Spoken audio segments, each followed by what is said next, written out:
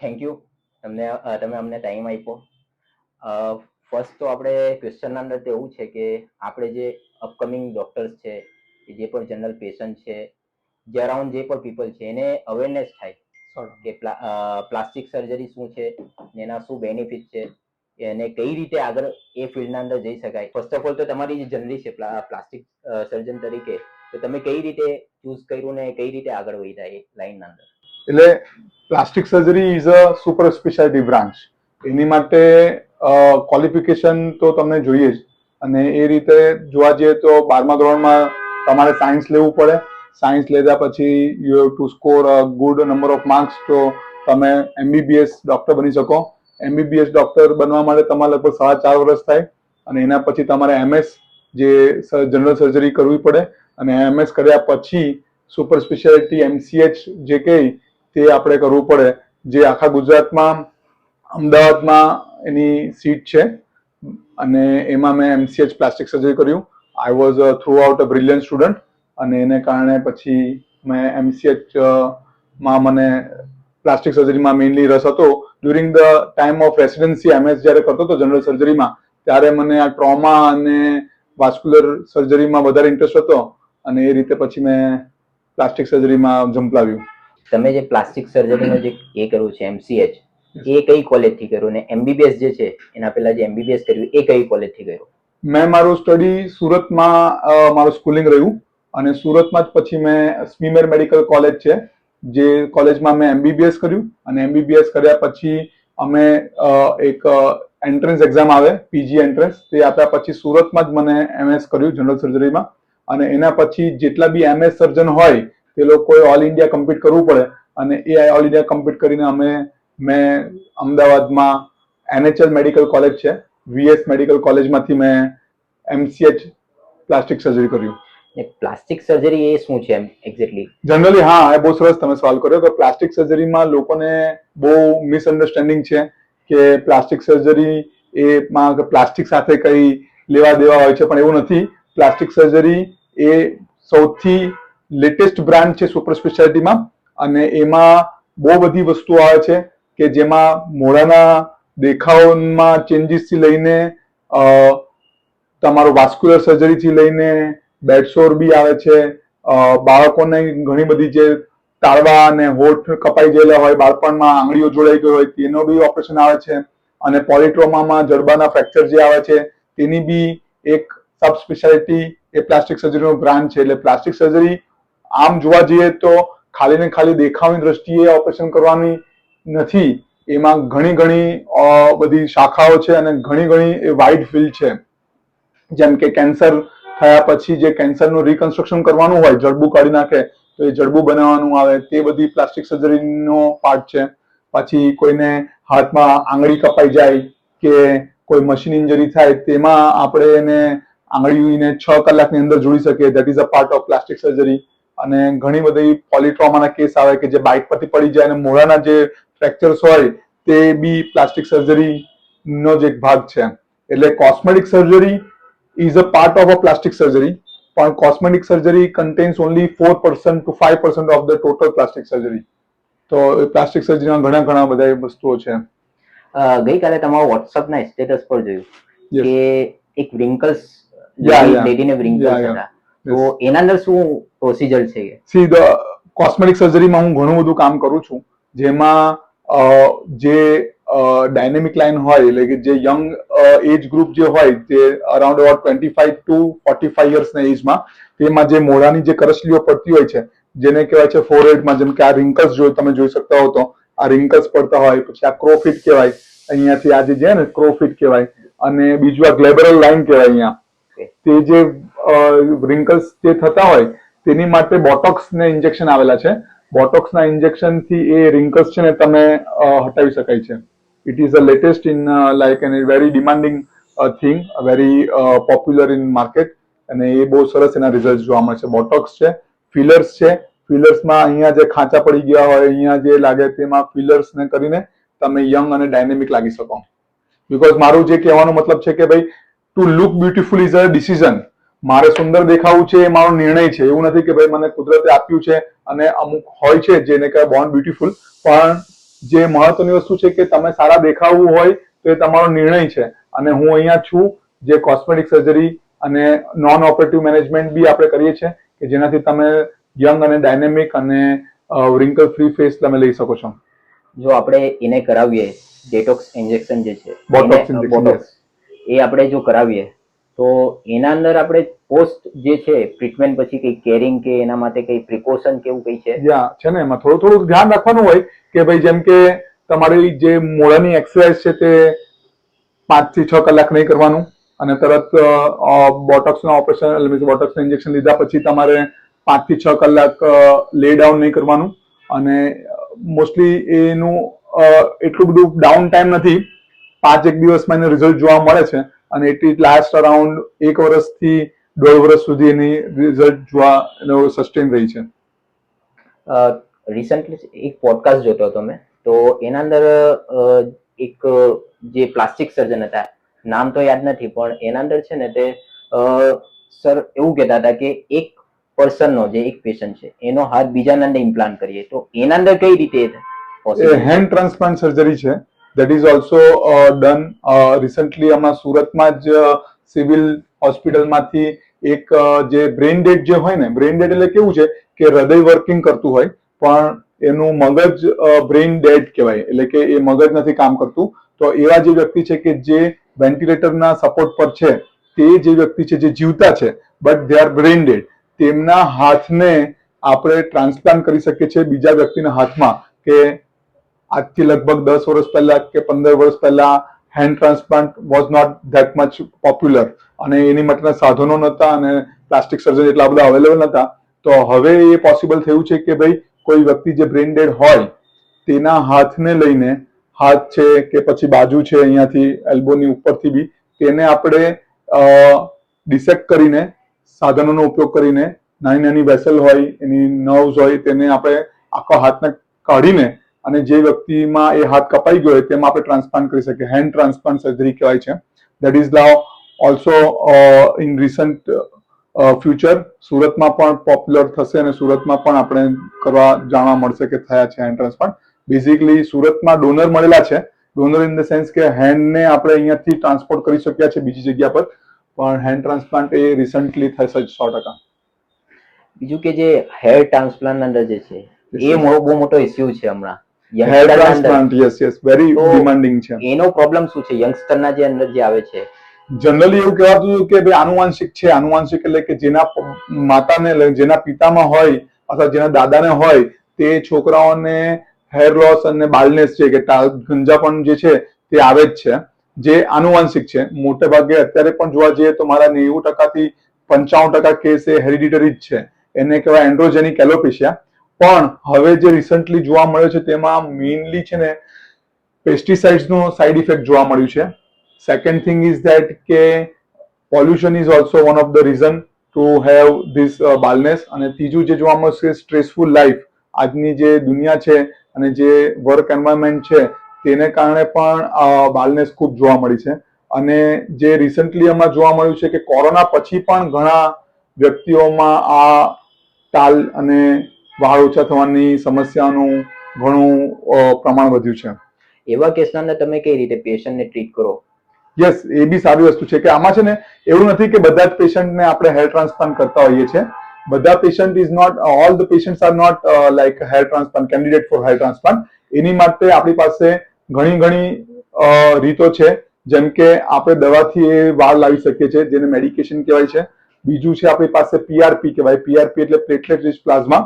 જેમ કે જે વ્યક્તિ હોય તે વ્યક્તિમાંથી લોહી લેવાનું અને લોહીમાંથી સફેદ લોહી છૂટું પડવાનું, અને એ જે સફેદ લોહી હોય જેમાં પ્લેટલેટ્સ આવેલા હોય તેની અંદર ગ્રોથ ફેક્ટર્સ આવેલા હોય છે, અને એ ગ્રોથ ફેક્ટર્સને ડાયરેક્ટ ઇન્જેક્ટ કરી શકીએ છીએ આપણે. એટલે એ એક લેટેસ્ટ વસ્તુ છે જેમાં હવે એમાં આગળ આવ્યું છે કે ભાઈ ગ્રોથ ફેક્ટર કોન્સન્ટ્રેશન, જીએફસી કહેવાય છે, જીએફસી કોન્સન્ટ્રેટર આવેલું છે. એ સાધનનો ઉપયોગ કરીને આપણે એ પીઆરપી ની રિઝલ્ટમાં પણ ખૂબ સારા રિઝલ્ટ લાવી શકીએ છીએ. ત્રીજી વસ્તુ છે કે આપણી પાસે લો લાઇટ લેઝર થેરાપી છે. એ એક લેઝર છે અને એને કારણે બી ખૂબ સરસ રિઝલ્ટ જોવા મળ્યું છે. અને મિઝોથેરાપી છે, અને આપણી પાસે ડર્મા રોલર છે. એટલે જરૂરી નથી કે બધા જ પેશન્ટમાં આપણે હેર ટ્રાન્સપ્લાન્ટ કરીએ. ઘણા કેસોમાં આપણે નોન ઓપરેટિવ મેનેજમેન્ટ અથવા મિનિમલ ઇન્વેઝિવ સર્જરી કરીને આપણે રિઝલ્ટ લાવી શકીએ એમ છે. હવે જે આ પ્લાસ્ટિક સર્જરી જે ફિલ્ડ છે એના અંદર પોપ્યુલર સર્જરીઝ કઈ છે, પોપ્યુલર કે ટ્રેન્ડના અંદર જે ચાલે છે હમણાં? ટ્રેન્ડમાં તો છે ને I do all lot of plastic surgeries અને એમાં ઘણી ઘણી વસ્તુઓ આવેલી છે, પણ આપણે છે ને એને 3-4 ભાગમાં આપણે છે ને વેચી નાખીએ. સમજો કે હું કોસ્મેટિક સર્જરી પહેલા વાત કરું. કોસ્મેટિક સર્જરીમાં હેર ટ્રાન્સપ્લાન્ટ ખૂબ જ ચાલે છે.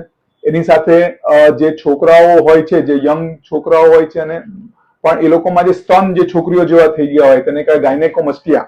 ગાયનેકોમસ્ટિયા એ સૌથી વધારે પ્રચલિત સર્જરી છે કે જેમાં છોકરાઓના સ્તન છોકરી જેવા થઈ ગયા હોય અને લાઇપોસક્શન કરીને આપણે એને સુધારી શકીએ છીએ અને ખરેખર ઘણું સારું રિઝલ્ટ છે એનું. એટલે ગાયનેકોમસ્ટિયાના કેસીસ બહુ છે.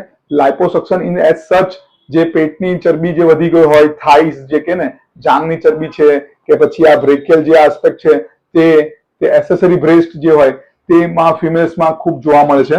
આ થઈ બધી કોસ્મેટિક સર્જરીઝમાં કે cosmetic surgeries I am not talking about non operative management કે ભાઈ બોટોક્સ પણ ખૂબ ચાલે છે પણ એ મિનિમલ ઇન્વેઝિવ થઈ ગયું. તો બોટોક્સ છે, ફિલર્સ ખૂબ ચાલે છે, કેમિકલ પિલિંગ ખૂબ ચાલે છે અને એની સાથે સાથે લાઇપોસક્શન, એબ્ડોમિનોપ્લાસ્ટી, ગાયનેકોમસ્ટિયા માટે લાઇપોસક્શન અને આ હેર ટ્રાન્સપ્લાન્ટ ખૂબ ચાલે છે. કોસ્મેટિક સર્જરી સિવાય જોવા જઈએ તો મેજર ચંક આવે છે આપણો ટ્રોમાનો કે ભાઈ સચિન છે કે પાંડેસરા છે કે પછી આપણે ચલથાણ છે કે આખો જે પલસાણાથી લઈને કામરેજ સુધીનો જે વિસ્તાર છે, સુરતની વાત કરીએ તો ત્યાં જે વર્કિંગ પોપ્યુલેશન જે છે મજૂર ને એ લોકો જે છે કે જે લોકો કારખાનામાં કામ કરે છે તેમાં આંગળી કપાઈ જવું, હાથ કપાઈ જવો, ટ્રોમા થવાને કારણે જે હલનચલનની નસ છે, લોહીની નસ છે તે કપાઈ જવામાં ખૂબ ટ્રોમાના કેસીસ બહુ જોવા મળે છે. અને ત્રીજા કેસ જે જોવા મળી રહેલા છે મને અત્યારે તે જે વધારે ચાલે છે તે આ ફેશિયલ બોન ફ્રેક્ચર્સના બહુ પેશન્ટ જોવા મળે છે કે અત્યારે વરસાદનો સમય છે અને વરસાદમાં જે બાઇક પરથી પડી જવાય bad to due to the bad road condition તો એ પડી જવાને કારણે મોઢાના ફ્રેક્ચર્સ બહુ ખૂબ જોવા મળે છે. અને હમણાં લેટેસ્ટમાં એક આવી રહ્યું છે કે ભાઈ જે વિટિલિગો જે કહેવાય, જે સફેદ કોડના ડાઘ જે છે તેની માટેનું મેલેનોસાઇટ ટ્રાન્સપ્લાન્ટ સર્જરી હું ખૂબ કરું છું અને એમાં ખૂબ સારું રિસ્પોન્સ છે. લોકો ખૂબ દૂર દૂરથી મારી પાસે આવે છે અને વિટિલિગો માટે બી હું એક તમને બધાને આગ્રહ કરું છું કે પ્લાસ્ટિક સર્જરીમાં એનો એક ઉપાય આવ્યો છે જે કહેવાય છે મેલેનોસાઇટ ટ્રાન્સપ્લાન્ટ સર્જરી અને એમાં આપણે ચામડીનો નાનો ટુકડો લઈને એમાંથી મેલેનોસાઇટ છૂટા પાડવાના અને મેલેનોસાઇટને આપણે ટ્રાન્સપ્લાન્ટ કરવામાં આવે છે જેથી કોડના રોગમાં ખૂબ ખૂબ સારા રિઝલ્ટ જોવા મળેલા છે. જે આ જે તમે કીધું છે એ પ્રોસિજરના અંદર કોસ્ટિંગ શું આવે છે? એપ્રોક્સ ડિપેન્ડ કરે છે કે તમે કઈ વસ્તુ કરો છો પણ જનરલી સુપર સ્પેશિયાલિટી હોવાને કારણે ઓન એન એવરેજ 50,000 ની આસપાસનો ખર્ચો તમારે ગણીને ચાલવો પડે. મેલેનોસાઇટ ટ્રાન્સપ્લાન્ટ સર્જરી કરો કે પછી કોઈ બી તમે સર્જરી કરો એટલીસ્ટ તમારે 50,000 ની ઉપર જ આંકડો બેસતો હોય છે ઓવરઓલ કોસ્ટિંગ જો જોવા જઈએ તો. હું બી હોસ્પિટલ લાઈનથી જોડાઉં છું તો એના અંદર આપણે એક આગળ કેસ આવ્યો હતો જે તમને રિફર કર્યો હતો એના અંદર જે છે વેન્સ કપાઈ ગઈ હતી. હા બરાબર. તો એ કેસના અંદર આપણે શું કરી શકીએ ને એ કેસના અંદર જો એ તો અમારે નજીકના હોસ્પિટલમાં હતો, નજીક હતી તો એ આવી ગયો ને એનું જે પણ પ્રોસિજર છે પ્રાઇમરી જે ટ્રીટમેન્ટ છે એ હોસ્પિટલમાં થઈ ગઈ. પણ આવું જો કોઈ પેશન્ટ હોય ને એને આવું કઈ થાય તો એ કઈ રીતે સર્વાઈવ કરી શકે હોસ્પિટલ સુધી? જો તમને બધાને એક આ સાહેબે બહુ સરસ સવાલ પૂછ્યો છે કે ભાઈ જ્યારે બી કોઈ વ્યક્તિનો હાથ કપાઈ જાય એમાં જો એ હાથ છૂટો જ પડી ગયો હોય કે આંગળી છૂટી પડી ગયો હોય કે અંગૂઠો છૂટો પડી ગયો હોય તો તમારે એ અંગૂઠાને તમારે બરફમાં લઈને આવવો પડે. બરફમાં એટલે કે ડાયરેક્ટ એને બરફ પર નહીં મૂકવાનો કારણ કે એ બરફમાં ડાયરેક્ટ મૂકો તો ક્રિસ્ટલાઇઝેશન થાય. એટલે તમારે શું કરવાનું કે ભાઈ તમારે એ થેલીમાં મૂકવાનો જે કપાયેલો ભાગ હોય તેને અને એ કપાયેલા ભાગને થેલીથી રેપ કરીને એની આજુબાજુ બરફમાં લઈને તમે આવી શકો છો. અને ગોલ્ડન ટાઈમ જે કહેવાય છે કે ભાઈ જેમ કે કોઈને એટેક આવે તો કેટલા સમયમાં આપણે એ એટેકને રિવાસ્ક્યુલરાઇઝેશન અથવા તો પછી આપણે પેલું શું કહે એન્જિયોપ્લાસ્ટી ને એન્જિયોગ્રાફી કરી શકે તેમ આ હાથ કે આંગળી કે અંગૂઠો કઈ બી કપાયું હોય તો આપણી પાસે ગોલ્ડન ટાઈમ 6 કલાકનો છે. એટલે મારા જેટલા બી શ્રોતા જે સાંભળી રહેલા છે તે લોકોને કહેવાય કે ભાઈ જો કોઈ વ્યક્તિને હાથ કપાઈ જાય છે તો આંગળી કપાઈ જાય છે અને છૂટી થઈ જાય છે તો 6 કલાકની અંદર તમે જો પ્લાસ્ટિક સર્જન પાસે પહોંચી શકો તો આપણે એ હાથ બચાવી શકીએ છીએ.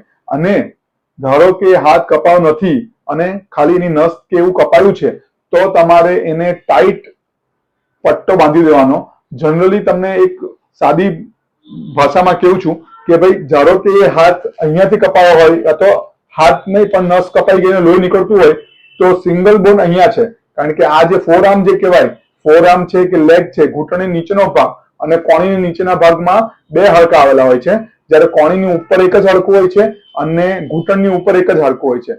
તો કોઈ પણ જગ્યા પર વાગેલું હોય, જેટલું ડિસ્ટલ વાગ્યું હોય કાં તો ઉપર આવ્યું હોય, પણ જો તમારે એ લોહીને અટકાવવું હોય તો તમારે સિંગલ બોન હોય ત્યાંથી એને બાંધવું જોઈએ ટાઈટ, જેથી એ નસ ત્યાંથી પકડાઈ શકે અને એ બંધ થઈ શકે લોહી. પણ જેમ કીધું સાહેબે તેમ કે નજીકના કોઈ બી ડોક્ટર પાસે જવું પહેલા, અને એવું લાગે કે ભાઈ તમને આ મોટું વાગેલું છે અને કપાઈ ગયેલું છે તો 6 કલાકની અંદર તમે પ્લાસ્ટિક સર્જનને મુલાકાત લો અને આપણે તાત્કાલિક ઓપરેશન કરી શકીએ એમ છે અને બચાવી શકીએ. આગળ જે તમે જે કીધું કે લાઇપોસક્શન, યસ સર. એ જે મેલ્સના અંદર જે છે, મેલ્સ બૂબ છે, એના અંદર કઈ રીતે પ્રોસિજર કરો ને એની પ્રોસિજર શું છે અને એનો કોસ્ટ એપ્રોક્સ શું આવે છે? લાઇપોસક્શન જે પ્રોસિજર છે તે ટ્રીટમેન્ટ ઓફ ચોઇસ છે અને એ ટ્રીટમેન્ટ ઓફ ચોઇસ એના 2 થી 3 કારણો છે. કારણ કે જે મેલ બૂબ્સ હોય છે તેમાં એ આપણે જે ઓપરેશન કરીએ છીએ તે દેખાવની દ્રષ્ટિએ કરીએ છીએ. તો પહેલો એનો એક ફાયદો એ છે કે એમાં કોઈ નિશાન રહેતું નથી. એમાં આપણને ક્યાંથી ચરબી કાઢી એક નાના સોય જેવું આવે, એને કેન્યુલા કહેવાય, એ કેન્યુલાથી આપણે એને ચરબીને ઓગાળીને ચરબી ખેંચી લઈએ છીએ, એટલે એ નિશાન કોઈ રહેતું નથી. બીજું કે નિશાન ન રહેવાનું કારણ છે કે ટાંકા વગરની સર્જરી છે, સ્ટીચલેસ સર્જરી છે અને એ સ્કારલેસ સર્જરી છે અને એ ડે કેર સર્જરી છે. ડે કેર સર્જરીનો મતલબ શું થાય કે ભાઈ એમાં હોસ્પિટલમાં રોકાણ નથી, સવારે ઓપરેશન કરીને એ જ દિવસે સાંજ સુધીમાં એ વ્યક્તિને રજા થઈ શકે છે.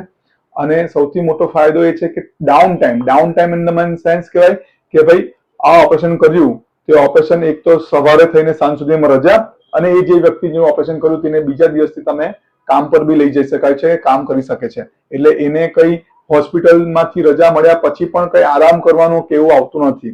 અને એ ખૂબ જ રિવોર્ડિંગ સર્જરી. રિવોર્ડિંગ એટલે કેવું કે ડોક્ટર માટે બી એ બહુ સારી સર્જરી છે કે જેમાં રિઝલ્ટ બહુ સારો મળે અને કોસ્મેટિકલી પેશન્ટને માટે બી બહુ સારું છે. અને અરાઉન્ડ અબાઉટ કોસ્ટિંગ એનો 40,000 થી લઈને 70,000 લાખ સુધી પહોંચી શકે, ડિપેન્ડિંગ કે એનો ગ્રેડ કયો છે. ગ્રેડ 2, 1, 2, 3, 4 તે પ્રમાણે એનું કોસ્ટિંગ રહે, પણ ઓન એવરેજ મેં કીધું 40,000 થી 70,000 નો આંકડો બેસતો હોય છે.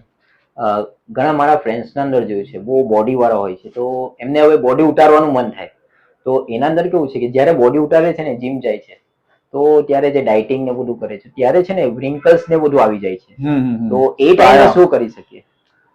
જે તમે કીધું ને કે અમુક વસ્તુ આપણા હાથમાં છે, સ્ટ્રાયા જે પડે છે, સ્ટ્રાયા માટે જનરલી ઓઇલ ને બધું આવે છે, પણ ધ ઓનલી થિંગ જે છે જે કરી શકાય તે છે કે ભાઈ યુ કેન ગો ફોર એબ્ડોમિનોપ્લાસ્ટી, જે પેટની ઉપર જે સ્ટ્રાયા પડ્યા હોય તે. બાકી સ્ટ્રાયાનું એઝ સચ અત્યારે કોઈ કારગર ઈલાજ નથી. લેઝર ને આવે છે પણ એનું એટલું કારગર ઈલાજ નથી. આજે તમે જર્ની જે કરી છે પ્લાસ્ટિક સર્જન, તો એનો એક્સપિરિયન્સ જે છે, કયા કયા પેશન્ટ્સ તમે કર્યા છે, પેશન્ટ્સ કેટલા કર્યા છે, એના પર થોડી જરા અમને માહિતી આપો કે કઈ ટાઈપના પેશન્ટ્સ કર્યા છે.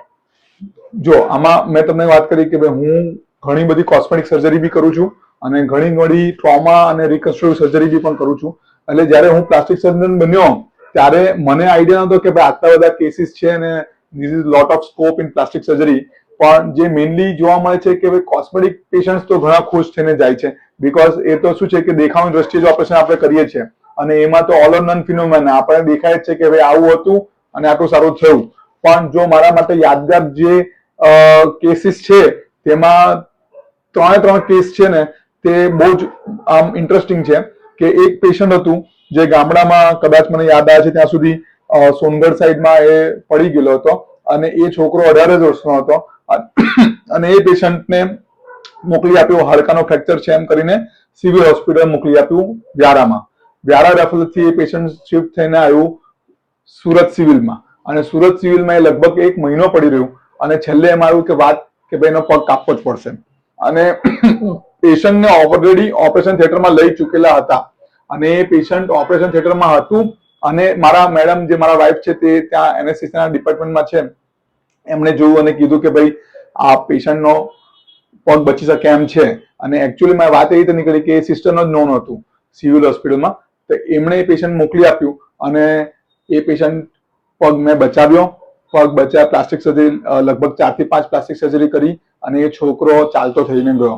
એટલે એ એક વસ્તુ હતી. બીજો એક છોકરો હતો કે એ પેશન્ટને બીજી હોસ્પિટલમાં ઓર્થોપેડિક ઓપરેશન કરેલું હતું અને એને પછી ફિશિયોટોમી કરીને મેં પગ ઓલમોસ્ટ કાપવાની અણી સુધી પહોંચી ગયેલો હતો.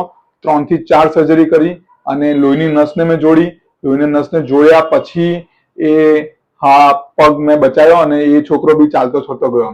અને એક છોકરો હતો જે ત્રીજો જે કેસ છે જો ઇન્ટરેસ્ટિંગ કે એ પડી ગયો ઝાડ ઉપરથી પડ્યા પછી એનો કોણીનો ભાગનો નીચેનો હાડકું આખું તૂટી ગયું અને તૂટી ગયા અને સાથે લોહીની નસ કપાઈ ગઈ અને હું પેરીફરીમાં જોવા ગયો પેશન્ટને અને મેં જોયું અને કીધું કે આ પેશન્ટને સીટી સ્કેન કરાવવું પડે, સીટી એન્જિયો, કારણ કે ત્યારે જોયું ને હાથ ઠંડો પડી ગયેલો હતો.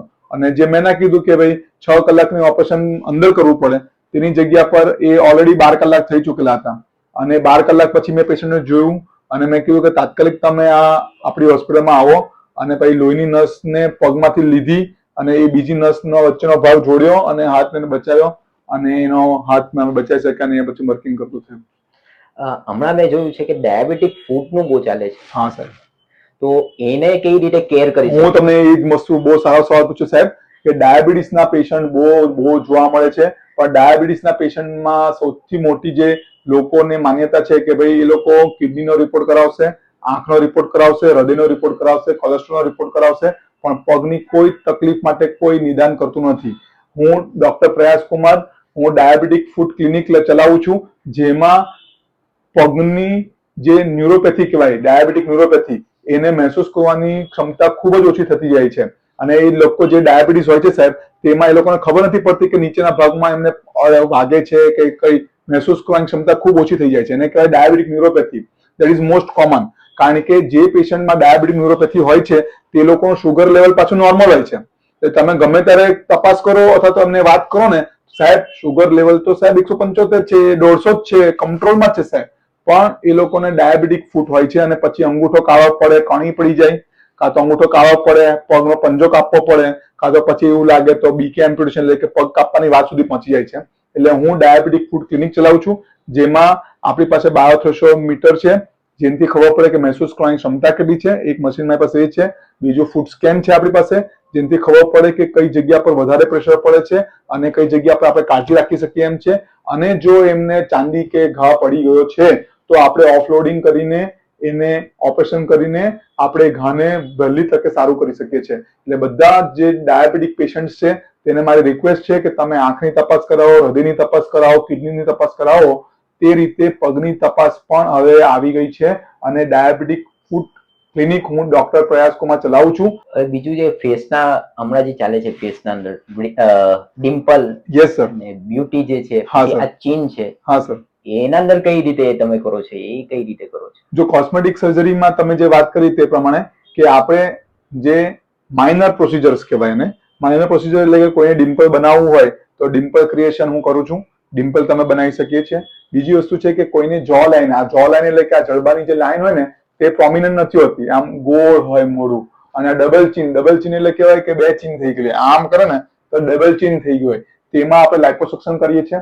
અને આ જો લાઈનને જો પ્રોમિનન્ટ કરવી હોય તો આપણે એને છે ને એને કહેવાય છે સ્કિન ટેક્શન જે આવે ને તે કહેવાય છે એને, તે આપણે કરીએ છીએ.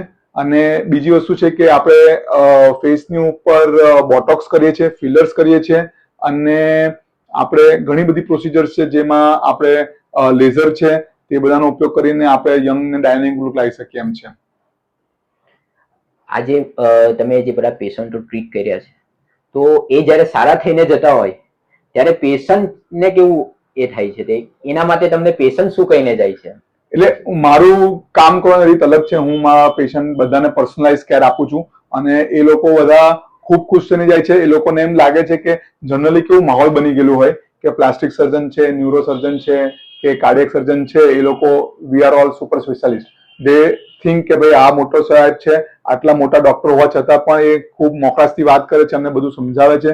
તો દે આર ફીલ લાઈક, આપણને એવું લાગે ઘણી વખત કે ભાઈ સારું થયું હું ઇન્ડિયામાં રહ્યો અને અહીંયા સમાજની સેવા કરું છું કે જેથી પેશન્ટ બી એટલા બધા ભાવુક થઈને બધી ગિફ્ટ આપી જાય મને, પોતાની રીતે જેટલી બી પોતાની ક્ષમતા હોય, કોઈ નાસ્તો આપી જાય, કોઈ સ્વીટ્સ આપી જાય, કોઈ કેરી આપી જાય મને, કોઈ ટામેટા આપી ગયું છે, અને પોતાની રીતે જે બી ખેતરમાં પપૈયા કોઈ આપી જાય, અને એ રીતે મને પોતાની રીતે આમ બતાવવા માંગે કે ભાઈ પૈસાનો સવાલ નથી, એ લોકો સારા બી થઈને ગયા હોય અને ખુશ હોય, પણ એ પોતાના તરફથી એક ઉમળકો બતાવે કે ભાઈ અમે ખૂબ ખુશ છે તમારી સર્વિસથી, અને ખૂબ અમે લોકોને કોઈ પરફ્યુમ આપી ગયું છે, કોઈ કપડાં આપી ગયું છે, એવું બધું આપી જાય, બહુ ખુશ થઈને જાય.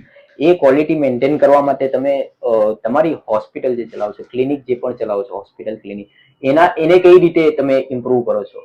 હા, એટલે એ જે વસ્તુ છે કે ભાઈ જો see the thing is that કે ભાઈ you have to be up to date. એવું નથી કે ભાઈ મારી પાસે ડિગ્રી છે એટલે એ કામ ત્યાં પતી જાય છે. હું પોતાની જાતને પોતાની હોસ્પિટલમાં મેં મોડ્યુલર ઓપરેશન થિયેટર બનાવ્યું છે, જેમાં હેપા ફિલ્ટર રાખેલું છે, અને એ જે એસેપ્ટિક પ્રિકોશન જે છે કે ભાઈ સાધનોમાં બી હું લેટેસ્ટ સાધનોનો ઉપયોગ કરું છું, જેમાં મારી પાસે એક્સ્ટેરોલ કાર્ઝીસ જે છે જર્મન કંપની છે, તે કાર્ઝીસનું એક્સ્ટ્રો 300 નું મશીન મેં રાખેલું છે. માઇક્રોસ્કોપ જે કહેવાય કે આંગળી કપાઈ જાય, અંગૂઠો કપાઈ જાય, તેની માટે માઇક્રોસ્કોપ મેં વસાવેલું છે. એટલે હોસ્પિટલને મારે અપડેટ રાખવું પડતું હોય છે, અને એ હું પૂરેપૂરું ધ્યાન આપતો હોઉં છું કે સ્ટાફ બી ટ્રેન રાખું, હું પોતે બી અપડેટ રહું, અને સામાનની કામ કરવા માટે તત્પર રહેતો હોઉં છું.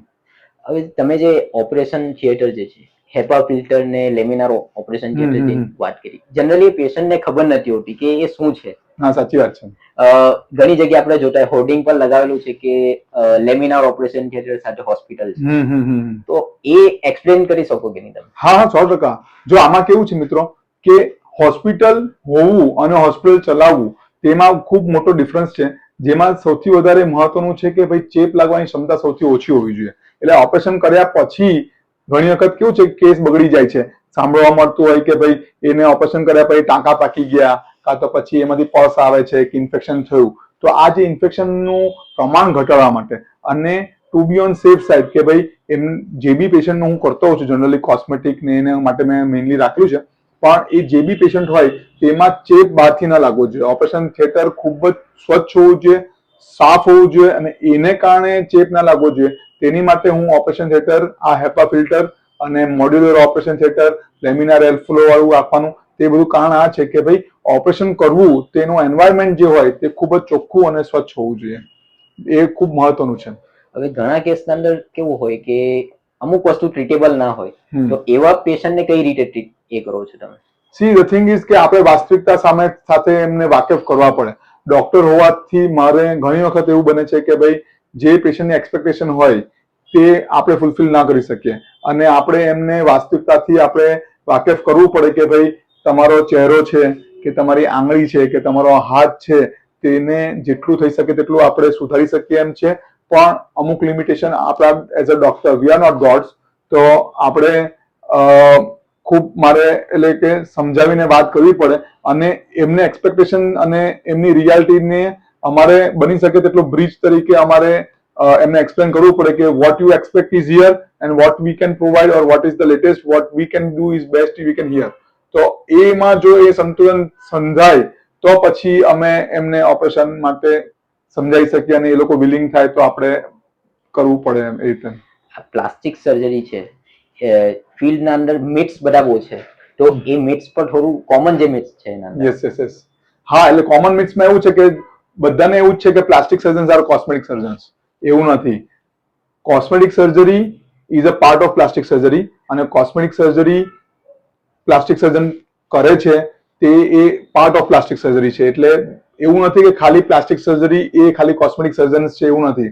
પ્લાસ્ટિક સર્જરીમાં ઘણી બધી વસ્તુઓ આવે છે, અને લોકોમાં જે હવે એટલું અવેરનેસ નથી કે ભાઈ પ્લાસ્ટિક સર્જરીમાં કઈ કઈ વસ્તુઓ આવે છે. એટલે લોકોને એ મારે કહેવાનું કે ભાઈ we are plastic surgeons doing all cosmetic operations, but plastic surgery is not only the cosmetic surgeries. There are a lot of other things that considered to be a plastic surgery. એટલે plastic સર્જરીમાં ઘણી બધી વસ્તુઓ છે જે ખાલી cosmetic surgery નથી. બીજી વસ્તુ છે કે મિસ એ છે કે ભાઈ હેર ટ્રાન્સપ્લાન્ટ જે છે તે લોકોને ખબર નથી કે ભાઈ plastic surgeon are the ideal candidate કે ભાઈ કોની પાસે હેર ટ્રાન્સપ્લાન્ટ કરાવવું. Hair transplant should always be done by plastic surgeons. મોઢાના ફ્રેક્ચર્સ માટે બી plastic surgeon are the best option. જો પ્લાસ્ટિક સર્જન કરે તો ખૂબ સારા રિઝલ્ટ આવે એમ છે. હવે જે હોઠના અંદર જે નાના બાળકોને હોય છે, કચ્છ ને એવું હા હોય હા છે, હા તો એને કઈ રીતે ટ્રીટ કરવું જોઈએ, કે કેટલા ટાઈમના અંદર ટ્રીટ કરવું જોઈએ, કે એ બેટર છે? 6 મહિનાની અંદર જ ઓપરેશન થઈ જતા હોય છે. એને માટે છે ને રૂલ ઓફ 10 છે કે 10 મહિનાની આસપાસ 6 મહિનાથી 10 મહિનાની અંદર થાય અને એનું 10 કિલો વજન હોવું જોઈએ અને એ હોઠનું ઓપરેશન લગભગ 6 મહિનાની આસપાસથી ચાલુ થઈ જતું હોય છે. હવે ઘણા પેશન્ટ નથી કે નાક થોડું વાંકું થઈ જાય છે, એને કઈ રીતે આપણે ટ્રીટ? રાઇનોપ્લાસ્ટી કહેવાય છે. આ બધા કોસ્મેટિક સર્જરી છે. રાઇનોપ્લાસ્ટી કહેવાય. નાકનો શેપ જે ચેન્જ કરવાનો આવે તેમાં અહીંયા ઉપરથી આ ઢીંચા જેવું થઈ ગયું એને કહેવાય છે એ રાઇનોપ્લાસ્ટી આવે. અને ક્લોઝ રાઇનોપ્લાસ્ટી અને આ જે નાક આખું વાંકું ક્રુક નોઝ કહેવાય એને, તેની માટે આપણે ઓસ્ટિયોટોમી એટલે it's a part of rhinoplasty. Rhinoplasty surgery ખૂબ ખૂબ રિવોર્ડિંગ છે, ખૂબ સારી છે અને એમાં ખૂબ સારા રિઝલ્ટ છે. હમણાં રિસન્ટ હવે જે આપણા જે એક્ટર્સ ને લોકો છે એ ઘણા પ્લાસ્ટિક સર્જરીઝ કરાવે છે, તો એ કઈ કઈ? નોરા ફતેહીનું નામ તમે સાંભળ્યું હશે, તેમણે રાઇનોપ્લાસ્ટી કરાવેલી છે. પછી તમે જુઓ તો આ જે હોઠ ને ઉપસામાં ફેટ ગ્રાફ્ટિંગ કરી છે ઘણા પેલા જે સેલિબ્રિટીઝે, એમાં ફિલર્સનો ઉપયોગ કરેલો છે. પછી તમે જે જોવા જઈએ તો બોટોક્સનો બહુ જ વાઇડલી યુઝ થાય છે સેલિબ્રિટીઝમાં. અને ઘણા પેશન્ટ જેમ કે તમે સમજો કે શાહરૂખ ખાન છે કે એ બધાએ પોતાના સિક્સ પેક્સ જે બનાવેલા છે, that are all plastic surgeons. એટલે એ કેવું છે કે સિક્સ પેક્સ બી હવે અમે બનાવીએ છીએ અને લાઇપોસક્શન કરીને સિક્સ પેક્સ છે તે બધું તમે બનાવી શકો. જવાની જરૂર નથી, મને એવું લાગે. Lifestyle modification is always there. તમે લાઇફસ્ટાઇલ મોડિફિકેશન તો કરવું જ પડે.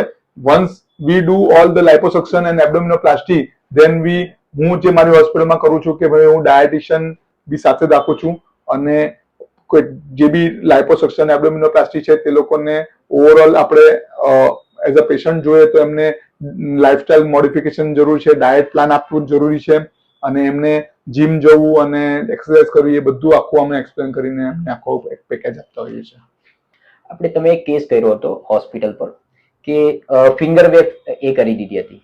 હવે એ પ્રોસિજરના અંદર કઈ રીતે હિલિંગ થાય છે એક્ઝેક્ટલી એ બ્રોડના અંદર ખબર નથી મને, કે તમે જો કરી દીધું છે, પેશન્ટ સારું થઈ ગયું છે, પણ એક્ઝેક્ટલી ખબર નથી એ કઈ પ્રોસિજર કઈ રીતે થાય છે. એટલે એ જે આંગળી કપાઈ જાય છે તેમાં 2 થી 3 પ્રોસિજર છે. એક છે કે સ્કિન ગ્રાફ્ટિંગ કહેવાય, કે અહીંયાથી ચામડી લીધી કે કોઈ જગ્યાથી સાથળની ચામડી લઈને લગાવી, એક પ્રોસિજર એ છે. બીજી છે કે કપાયેલો ભાગ જો લઈને આવેલો હોય તો પછી એ ફેટ ગ્રાફ્ટ શું કહે એ જ ફૂલ થિકનેસ ગ્રાફ્ટનો ઉપયોગ કરીને લગાવી શકાય છે. અને જો કપાયેલો ભાગ વધારે હોય અને જો એનો કપાયેલો ભાગ મળતો નથી તો પછી તમે છે ને ક્રોસ ફિંગર ફ્લેપ એટલે કે એક જગ્યાથી આંગળીમાંથી ફ્લેપ લઈને બીજી આંગળીમાં ફ્લેપ લગાવી શકીએ છીએ અને એ લગભગ 21 દિવસમાં લોહીની નસો પાછી ચાલુ થઈ જતી હોય છે. જેમ 9 મહિને બાળક જન્મે છે તે રીતે 21 દિવસની આજુબાજુમાં ફ્લેપ જે સર્જરી કરીએ તેમાં લોહીની નસો પાછી નવી બને છે અને પછી એ ફ્લેપ સર્જરીથી આંગળી બની જતી હોય છે કે આ જે ભાગ ઘા બન્યો હોય તેને સુધારી શકાય છે. તમારા વિશે મેં રિસર્ચ કરતો હતો તો વેબસાઇટ પર મમી મેકર જોયું છે. મમી મેકઓવરમાં કેવું હોય છે કે જે પોસ્ટપાર્ટમ જે જોવા મળે છે, પોસ્ટપાર્ટમ એટલે કે બાળક જન્મ્યા પછી જનરલી જે નોર્મલ ડિલિવરી થતી હોય છે ને, તો એ કેવું હોય છે કે ભાઈ there are 2 to 3 things that is mainly done. That is one is like abdominoplasty અથવા તો liposuction જે અમે કરીએ છીએ કે ભાઈ જે એમનો લોઅર એબ્ડોમિન જે ફેટ હોય છે તે જતું નથી હોતું. ઘણી બધી પેશન્ટ જો હોય છે તે લોકો બાળકના જન્મ પછી છે ને થોડું ડિપ્રેસ ફીલ કરતા હોય છે. કેમ? કારણ કે એ લોકો એક્સરસાઇઝ બી કરતા હોય છે, જીમમાં પણ જતા હોય છે, પણ એ લોકોનું જે ફેટ જે છે અમુક જગ્યા પરથી તે લોઅર એબ્ડોમિનનું ફેટ છે, થાઈનું ફેટ છે તે જતું નથી. So we do liposuction in that area. Another thing most commonly seen in postpartum patient is that કે ભાઈ એમનું જે બ્રેસ્ટ છે જે સેગ થતું હોય છે તો એને અમે છે ને બ્રેસ્ટ લિફ્ટ સર્જરી કરીને એને પાછું યંગ ડાયનેમિક લુક આપીએ છીએ અને પછી વેજાઇનોપ્લાસ્ટી સર્જરી કરતા હોઈએ છીએ. This all thing considered to be a mummy makeover means કે ભાઈ બાળકના જન્મ પહેલા જે જે આપણે જે લુક હોય છે તે લાવવાનો પ્રયત્ન કરતા હોય છે. That all thing is considered to be a mummy makeover કે ભાઈ એમને પાછા યંગ અને ડાયનેમિક બનાવી શકીએ આપણે.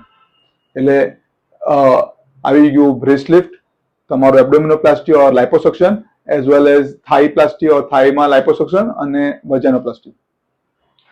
મેં તમારા સાથે જ્યારે પણ ફોન પર કે રૂબરૂ આપણે મળીએ છીએ તો તમને બહુ એનર્જેટિક ફીલ કરીએ. તમે જે વાત કરો છો તો એને તમે કેવી રીતે મેન્ટેન કરો? કારણ કે ડોક્ટરનું જે છે લિવિંગ જે છે ઘણી વાર રાતે મોડું થતું હોય, યસ યસ બરાબર છે. સવારે કોઈ વાર વહેલી સર્જરી હોય, તો એના અંદર છે ને થોડું માઇન્ડસેટ ખોરવાઈ જાય.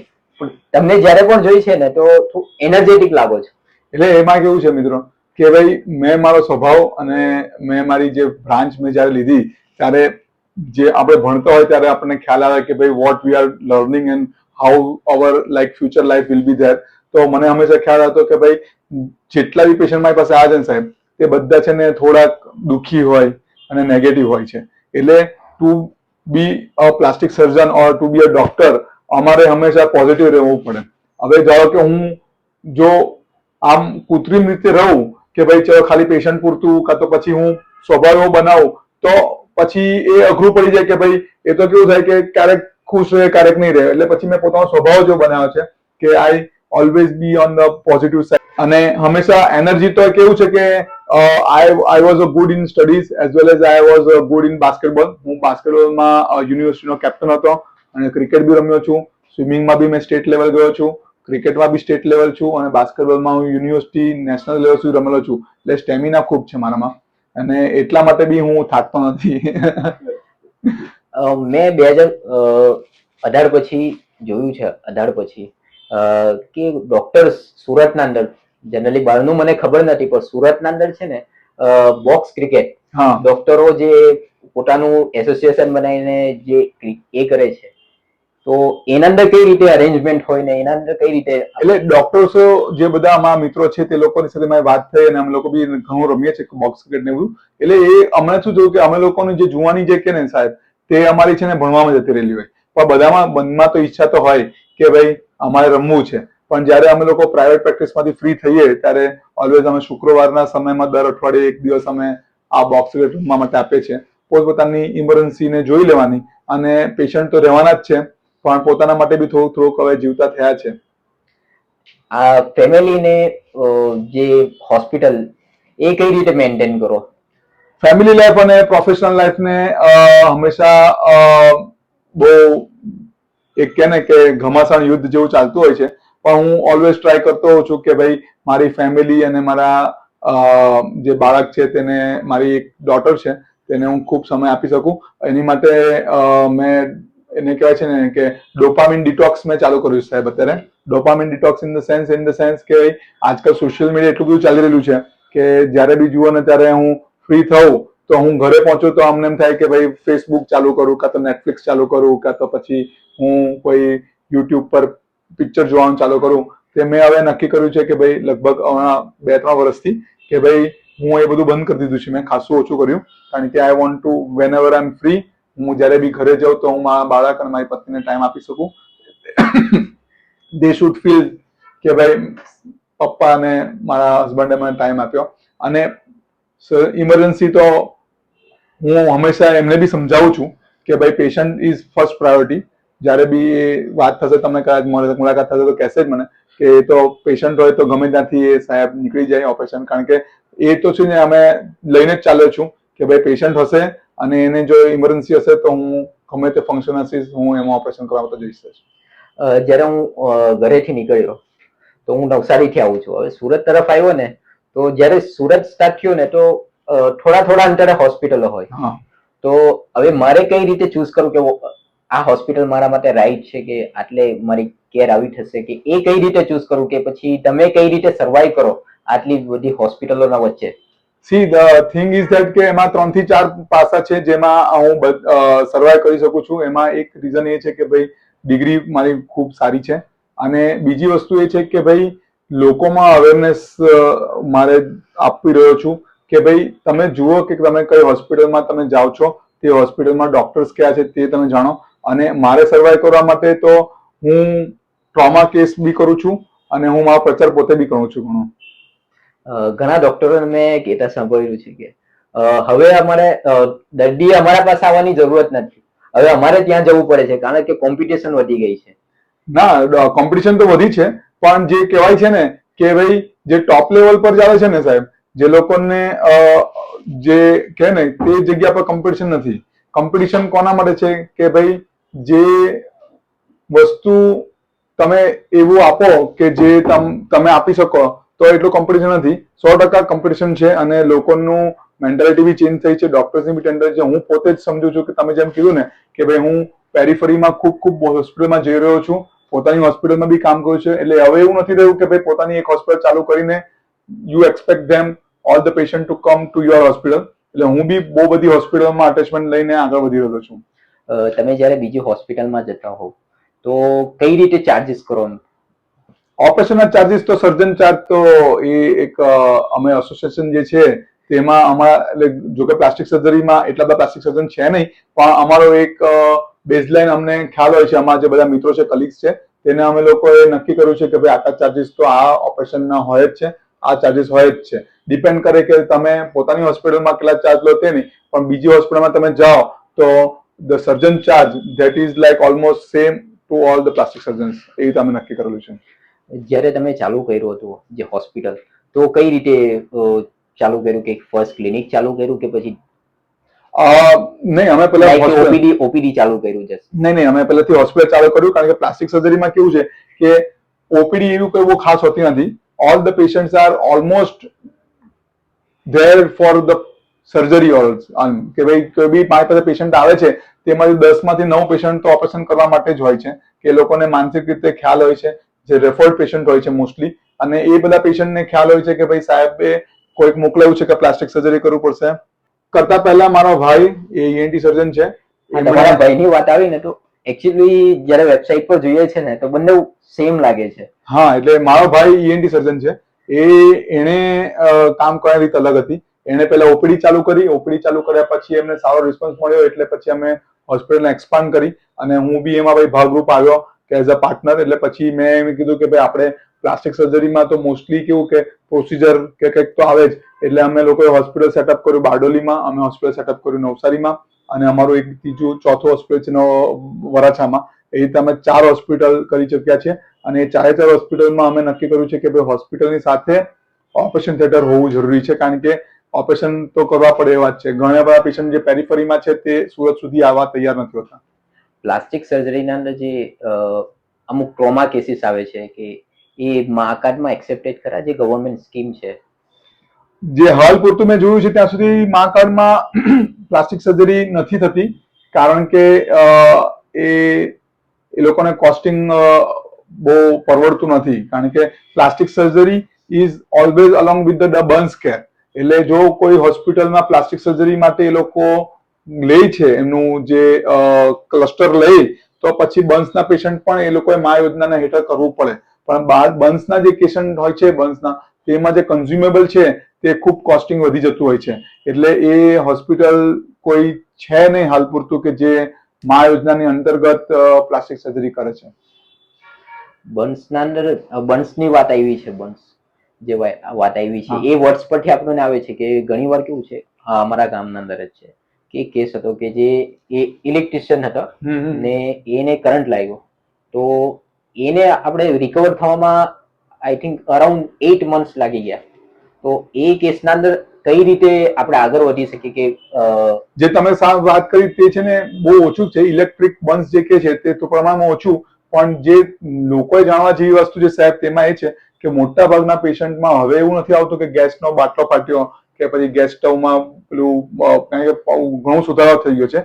પણ જે ગરમ પાણી છે, ગરમ તેલ છે, ગરમ ચા છે કે ગરમ શાક છે કે દાળ છે, એવું કોઈ પડી જાય છે અને એને કારણે જે સ્કાલ બર્ન્સ થાય છે, એ સ્કાલ બર્ન્સને કારણે જે દાઝી જાય છે તેમાં આપણી પાસે કૃત્રિમ ચામડી આવેલી છે, અને કૃત્રિમ ચામડી આપણે લગાવવાથી ખૂબ ફાયદા છે. એના 3 થી 4 ફાયદામાં પહેલો ફાયદો એ છે કે વારે ઘડે ડ્રેસિંગ કરવાની જરૂર નથી પડતી. દાઝી ગયા પછી સાહેબ આપણે 1 દિવસ છોડીને 1 દિવસ કે 2 દિવસ છોડીને 2 દિવસ ડ્રેસિંગ કરાવતા હોય છે, તે કૃત્રિમ ચામડી લગાવવાથી એ જરૂર પડતી નથી. સમજો કે કોઈ વ્યક્તિ સોમવારે દાઝે છે અને એ 24 કલાકની અંદર આપણે કૃત્રિમ ચામડી લગાવી દઈએ છીએ, તો સીધું આવતા સોમવારે ડ્રેસિંગ ખુલે છે અને કમ્પ્લીટ સારું થઈ ગયું હોય છે. બીજો એનો ફાયદો થાય છે કે એમાં પેઇન નથી થતું, કારણ કે આપણે એક વખત ઓપરેશન કર્યું અને કૃત્રિમ ચામડી લગાવી, સીધું 7મા દિવસે એને ખોલી નાખ્યું, એટલે એમાં વચ્ચે એને કોઈ ડ્રેસિંગ આવતું નથી, પેઇન થતું નથી. અને ત્રીજો જે ફાયદો થાય છે કે ભાઈ ચામડી જે દાઝી ગયા પછી જાડી થઈ જતી હોય છે, તે જાડી થતી નથી અને એને કારણે જે સ્કાર હોય છે તે કોઈ સ્કાર રહેતો નથી. એટલે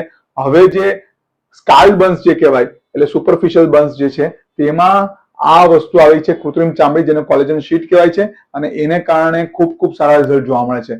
મેઇનલી બાળકોમાં અને સ્ત્રીઓમાં આના અદ્ભુત છે, કારણ કે એ લોકોને દુખાવો રડે અને બાળકો રડે, તોફાન કરે ને આપણને એમ થાય કે બાપરે, આ તો ખૂબ દયનીય પરિસ્થિતિ થઈ જતી હોય છે. હવે જનરલી ડાયાલિસિસના પેશન્ટ હોય એમને પ્લાસ્ટિક સર્જનની જરૂર પડતી હોય. અમે લોકો ડાયાલિસિસમાં હું બધા પેશન્ટને એમ સમજાવતો કે અમે લોકો છે ને પેલા આઈટમ સોંગ નથી આવતી તેના જેવા હોય છે, કે મેઇન જે ડોક્ટર હોય છે નેફ્રોલોજીસ્ટ હોય છે, જે કિડનીના ડોક્ટર હોય છે, અમારા લોકોનું કામ છે મશીન મૂકવાનું, ઇન ધ સેન્સ કે એવી ફિસ્યુલા કરતા હોય છે કે લોહીની નસ જે આવે ધમની અને શીરાને જોડવાની ને, અને અમે એવી ફિસ્યુલા બનાવતા હોય છે. અમે ખાલી એટલો ભાગ બનાવીને અમે એવી ફિસ્યુલા બનાવી દેતા હોય છે, અને પછી એના પછી એ ડાયાલિસિસ એનાથી ચાલ્યા કરે છે. એટલે ડાયાલિસિસના પેશન્ટ ખૂબ આવે છે, અને એવી ફિસ્યુલા હું ખૂબ કરું છું. એટલે તમે જે પ્રમાણે કેવું છો કે એક મૂવી હોય, હા, આખું મૂવી કે ભાઈ કિડનીનો શું રિપોર્ટ છે, પોટેશિયમનો શું રિપોર્ટ છે, ક્રિએટિનિનનો શું રિપોર્ટ છે, એ બધું અમારે કોઈ નિર્ઝર નથી.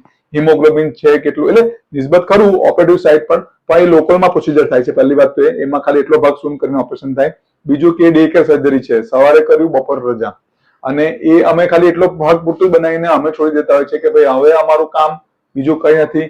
ડાયાલિસિસ ક્યારે થશે, કેટલી વખત થશે, અને એના રિપોર્ટ શું છે, હવે આગળ શું કરવાનું, એ બધું વિષય નેફ્રોલોજીસ્ટનો છે. એટલે એક મૂવી બનાવ્યું, હા, એના અંદર એક આઈટમ સોંગ આગળ મૂવી આખું ઉચકાઈ જાય. હા, બસ અમે એ રીતે એમને મદદરૂપ થતા હોય છે. સાચી વાત છે. હવે તમારે પણ ઓપરેશન માટે જવાનું છે, હવે તો અમે રજા લઈએ. ચોક્કસ સાહેબ, મારે બી હમણાં જો ટ્રોમાનો કેસ તમારી સાથે વાત ચાલી રહી છે ને, એક આંગળી કપાઈ ગયેલી છે, તેને જોડવા માટે હું જઈ રહેલો છું. થેન્ક યુ વેરી મચ સાહેબ, તમે મને સમય આપ્યો અને તમે મને આવો એક અદ્ભુત મોકો આપ્યો. અમને તમે સમય આપ્યો, અમને એક મોકો આપ્યો મને કે લોકોમાં પ્લાસ્ટિક સર્જરી વિશે અવેરનેસ આવે. અને હું ડોક્ટર પ્રયાસ કુમાર, સુરત, બારડોલી, નવસારી, દાભેલ, ઘણી બધી જગ્યા પર હું જઉં છું અને એની સેવા આપું છું પ્લાસ્ટિક સર્જરીમાં.